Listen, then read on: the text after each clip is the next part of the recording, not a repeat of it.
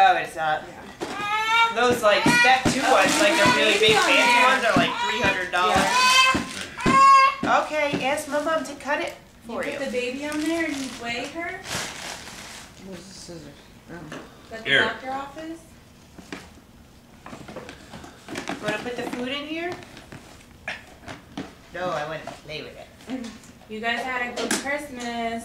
Yes, Thank you you. did. There's Maris's clothes too, which Oh, are yeah. not quite the same.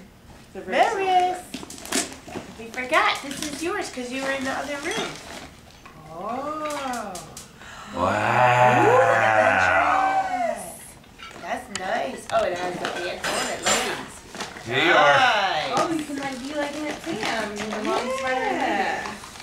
Sure, Not correct. because yours is t-shirt. Thank you. Uncle Brennan and Sam. You're welcome. Uncle Brett and Sam had a pretty good time in that store.